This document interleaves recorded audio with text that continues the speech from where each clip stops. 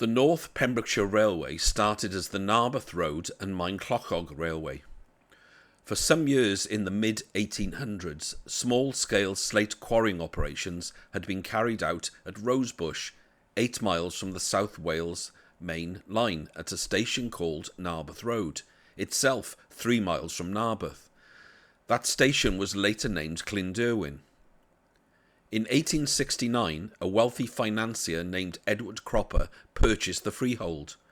Cropper was also a director of the LNWR, the London and North Western Railway. Joseph Babington Macaulay, Cropper's stepson, operated the quarry, and in order to facilitate the transport of heavy mineral to the main railway line, he planned to build a railway connection. Cropper and Macaulay applied in July 1871 for a Board of Trade certificate, as this was a low-cost means of getting a line authorised where landowners were agreeable to the construction and there were no other infringements of the public interest. Passenger operation was contemplated at the planning stage. A clause in the authorisation required Cropper to arrange one train daily to call at a station at Llanacefn, whose location was to be agreed with the ecclesiastical commissioners. There was an agreement with the Great Western Railway that the company would lay a third track for about a mile along the main line to allow Cropper's trains to reach the Narberth Road station. When completed, the line had one of the steepest gradients on a standard gauge line in England and Wales, with a gradient of 1 in 27 for about 1.9 miles. A trial run by the contractors in September 1875 reputedly allowed passengers travelling to the annual hiring fair at Maenclochog, while slate traffic appears to have started from January 1876. Colonel C. S. Hutchinson inspected the line in September 1876 on behalf of the Board of Trade, and he approved the opening. The line, now trading simply as Maenclochog Railway, opened for passenger traffic on the 19th of September 1876, with 4 passenger trains each way daily, with stations at Llanacefn, Maenclochog and Rosebush, and apparently, but later, a fair stop at Bergs. The slate from Rosebush was not as good quality as North Wales slate, so the slate trade was not as positive as had been hoped for, and after a period of decline, the line was closed from the 1st of January 1883.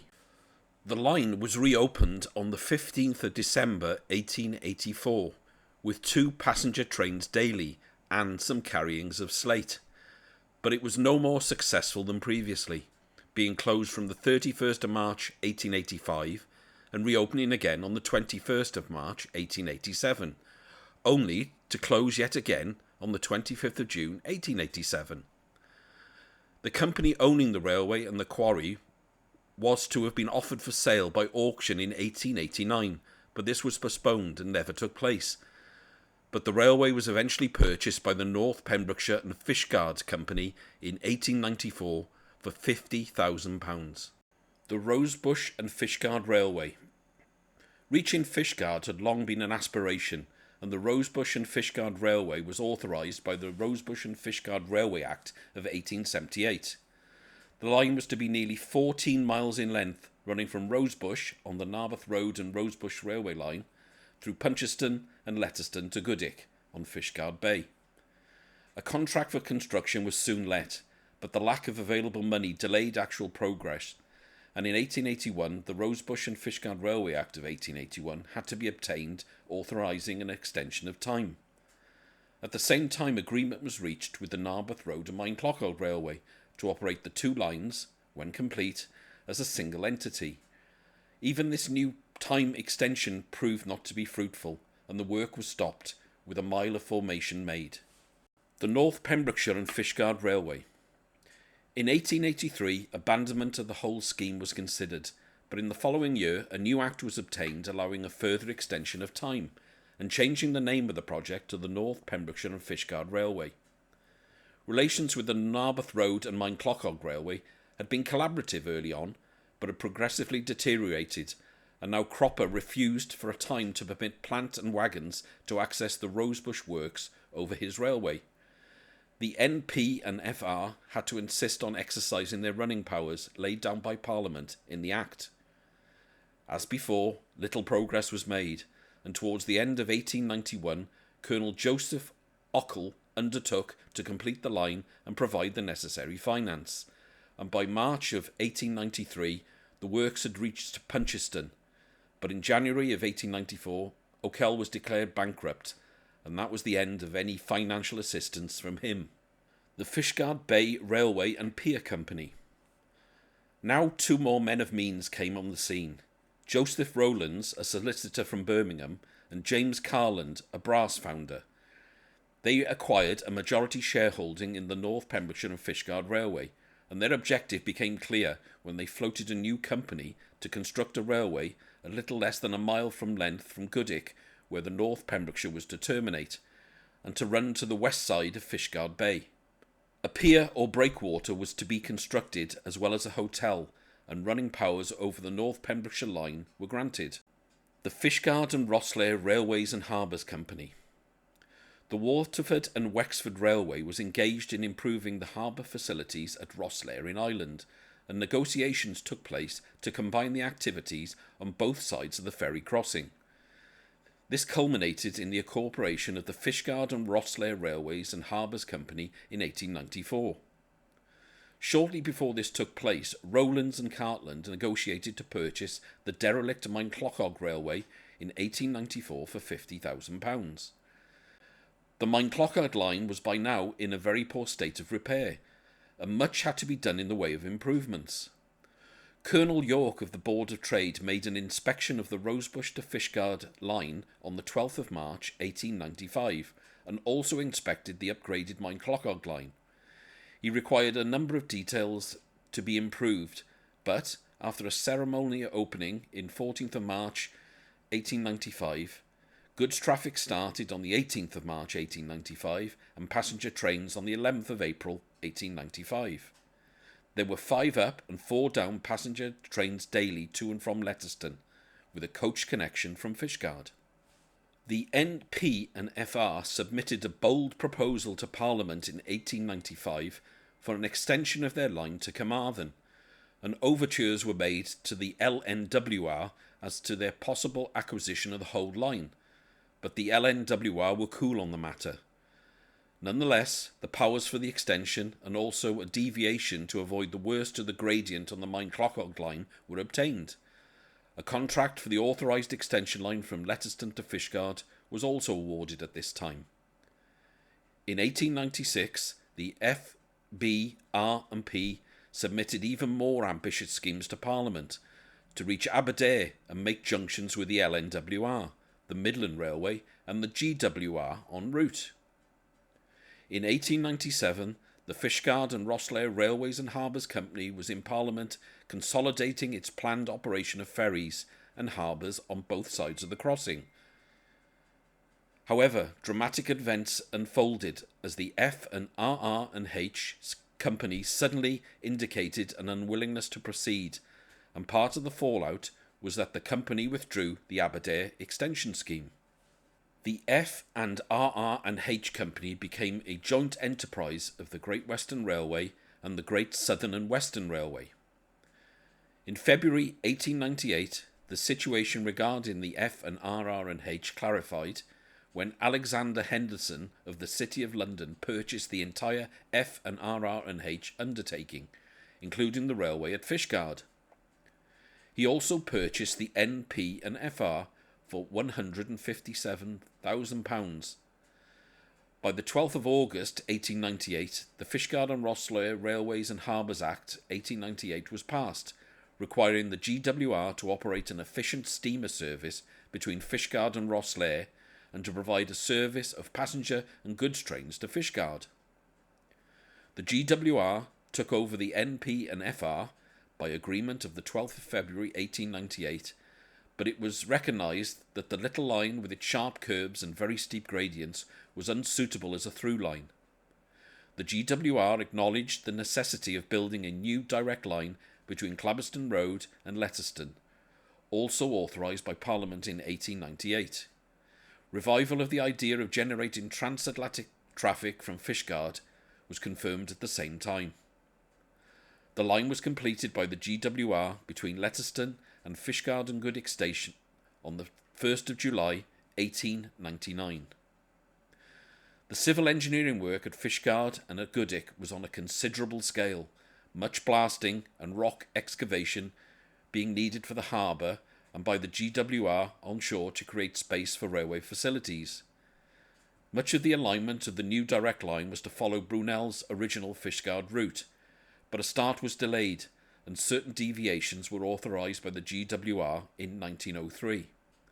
The new line merged into the NP and FR line at Letterston Junction. This new line was opened on the 30th of August 1906.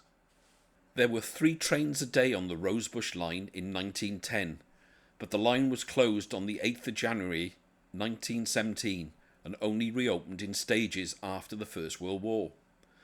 Through services did not resume until the 9th of July 1923. The 4 halts on the line were opened between 1928 and 1930 in an effort to boost traffic. It was first intended to close the line from September 1937, but the closure was deferred until the 25th of October the same year. In 1938, Royal Navy Armaments Depot at Trecoon was established. It was located a few miles north of Letterston, and it was served by a new railway branch off the North Pembrokeshire and Fishguard line between Letterston and Letterston Junction. The new branch line was 2.5 miles long. In addition, there was an extensive narrow-gauge railway system in the depot. After World War II, the depot continued to have strategic importance during the Cold War, but was eventually decommissioned in 2002 and the railway branch has since closed. Perhaps a more interesting part of this story of the line was that the bouncing bomb was tested at Maenclochog Tunnel. A modified version of the so-called bouncing bomb was developed after the famous Dam Busters raid, called Operation Chastise, for land use. The bomb was intended to be projected into a railway tunnel and then explode within the tunnel, blocking it. The tests at Maenclochog Tunnel were carried out on the 7th of October 1943, with the inventor Barnes Wallis in attendance. This video contains actual footage of those tests. Evidently, though, the testing was not decisive, for the line was reopened after repairs later in World War II between Puncheston and Clynderwen, but finally closed on the 16th of May 1949. The stub from Letterston Junction to the Armaments Depot survived, and this continued to operate after the closure of the NP and F line between Trecoon Branch Junction, controlled by Letterston Signal Box, and Letterston, which had itself closed on the 1st of March 1965.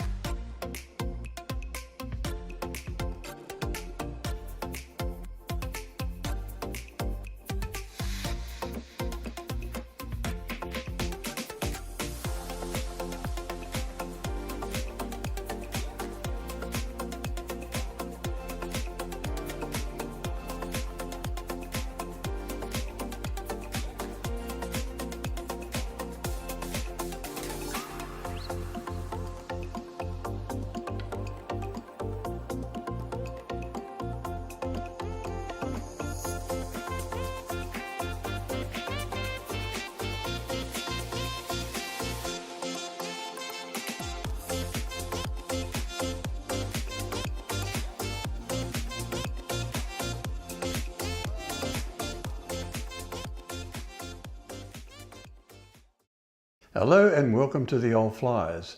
The story of Operation Chastise, more commonly known as the Dam Busters Raid, is well known. This large-scale attack on German dams during the Second World War took place overnight on May the 16th, 17th, 1943. Wing Commander Guy Gibson led Squadron X, formed from Squadron 617, on this raid to destroy 3 dams in the Ruhr Valley in Germany. 3 waves of aircraft and crew, consisting of a total of 133 in 19 aircraft, were deployed.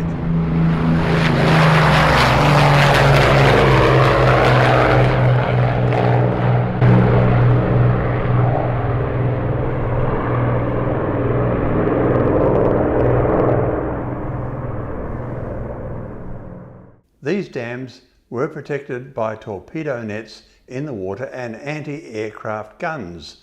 The Mona, Ida and Sorpe dams were the primary targets, and the Ennepe, Lister and Daimel dams were alternates.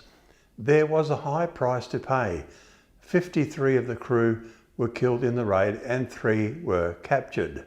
The destruction of the Mona and Ida dams and the damage to the Sorpe was possible by the use of a revolutionary bomb, the bouncing bomb.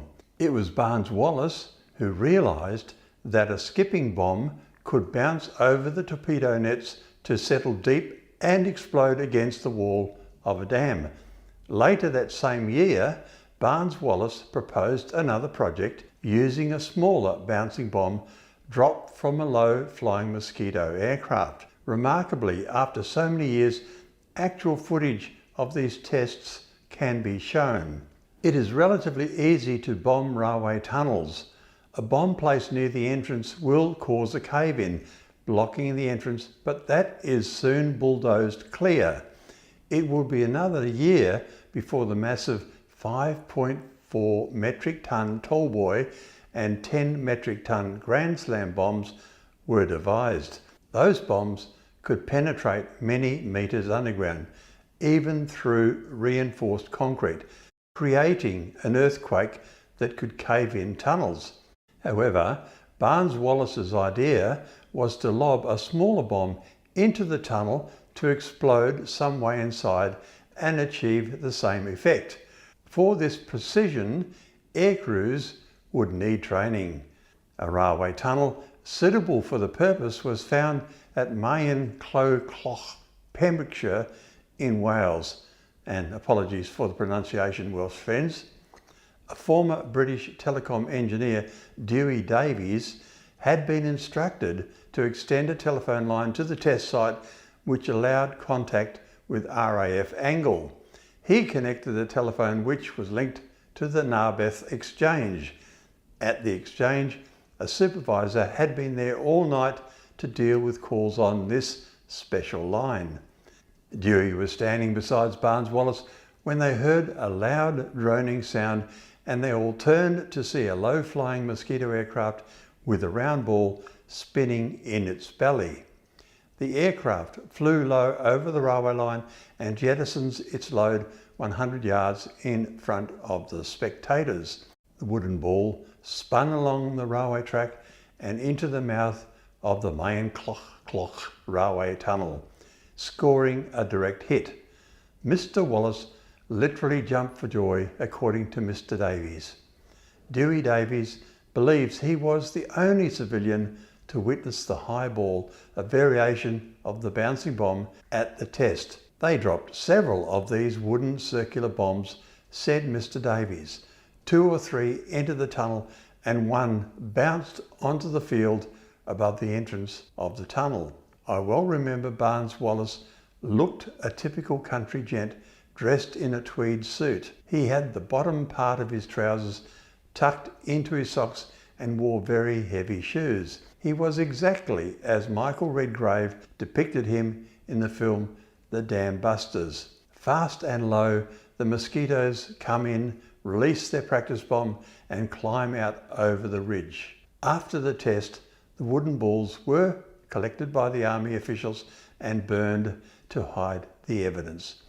Mr. Davies was then invited back with the party to have tea in the old royal coach. Afterwards, Davies said, the Rear Admiral gave me a £1 note, which was half a week's wages, and told me to forget all you have seen. The test bombing was carried out by 618 Squadron, who flew from RAF Angle. There are no specific documented instances of high ball bombing being used specifically on railway tunnels in occupied Europe in World War II. The potential was there if the strategic importance of the tunnel warranted such an approach. Thank you for watching. Please like and subscribe to encourage new content.